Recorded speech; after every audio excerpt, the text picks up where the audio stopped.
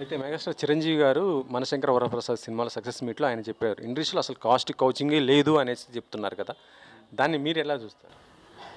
మరి ఆయన ఏ ఉద్దేశంలో అన్నాడో ఎప్పుడు ఏమవుతుందండి, నేను యాక్చువల్ ఫుల్ చూడలా, ముక్కలు ముక్కలు ముక్కలుగా వేస్తున్నారు. ఏ ముక్క ఎందుకు చెప్పాడో దేనికి దేని మీద వస్తుంది అనేది నాకు తెలియదు. తెలియకుండా దాని మీద నేను కామెంట్ చేయటం కరెక్ట్ కాదు. లేదు అని ఎవరినంటే మాత్రం తప్పు ఉంది, 100% ఉంది. ఆయన అదే అని చెప్పారు, ఇండస్ట్రీలో వస్తున్నటువంటి ఎవరైతే ఉన్నారో ప్రొడ్యూసర్స్ కానీ అమ్మాయిలు కానీ ఆర్టిస్టులు మిగతా అందరు కూడా ఉన్నారు. అసలు వీళ్ళందరూ చూస్తుంటేనే ఎంతో ధైర్యంగా వస్తున్నారో, అందరు రావచ్చు, ఇది అందరికీ స్వాగతమే, అసలు ఎవరైతే చేస్తున్నారో అలాంటిది లేనే లేదు అనేసి ఆయన గంటాపదంగా చెప్తున్నారు. లేదు అనేది కాదు, గంట ధైర్యంగా వస్తున్నారండి. ఇప్పుడు వచ్చిన వాళ్ళందరికీ ఎవరి ఇష్టం వాళ్ళది. ప్రొడ్యూసర్కి అసలు దీంతో సంబంధం ఉంది. కాస్టింగ్కి వచ్చి ప్రొడ్యూసర్లు డైరెక్టర్లు చేస్తున్నారని కదా వాళ్ళు చెప్పేది.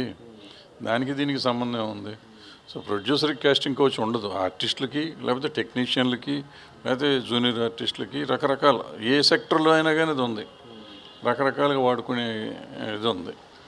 మీరు ఫిలిం ఛాంబర్ అధ్యక్షులుగా చేశారు, తర్వాత ప్రొడ్యూసర్ కౌన్సిల్గా చేశారు, సినిమాలు చేస్తూ ప్రొడ్యూసర్గా, తర్వాత డైరెక్టర్గా ఇన్ని చేస్తున్నారు.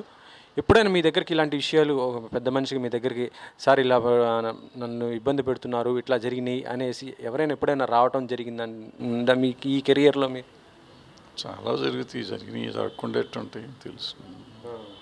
అంటే ముఖ్యంగా అంటే హీరోయిన్స్, తర్వాత కొత్తగా వచ్చేటువంటి అమ్మాయిలు ఎవరైతే ఆర్టిస్టులు ఉన్నారో వీళ్ళు రావటం అంటే ఇప్పుడు ఇవన్నీ ఏది నిజం ఏది అబద్ధం మనకు తెలియదు. వింటమైతే చాలా విన్నాం, 1-2 కంప్లైంట్లు కూడా నా దగ్గరికి వచ్చినాయి.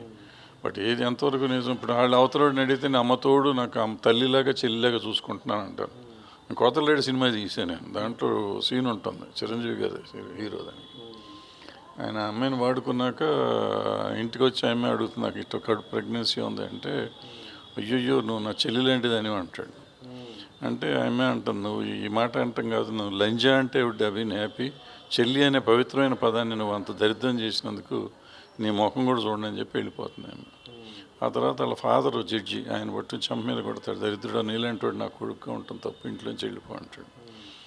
సో మనళ్ళు కాదు అంటే ఇప్పుడు కాదన్న ప్రూవ్ చేస్తానికి ఏం లేదు కదా. ఇప్పుడు ఆ అమ్మాయి చెప్పిందే నమ్మాలి మనం, ఇతను చెప్పిందే నమ్మాలి. ఇతను నమ్మకూడదు ఆ అమ్మాయిని నమ్మాలా అంటే, ఎందుకంటే కొన్ని నిజంగా కూడా అబద్ధపు కేసులు వస్తున్నాయి. లేని అవసరం కోసం వాళ్ళు కేసు పెడుతున్న వాళ్ళు కూడా ఉన్నారు కొంతమంది. అంటే అసలు యాక్చువల్లీ ఎప్పటి నుంచో ఈ ఇష్యూ పైన బాగా ఇండస్ట్రీలో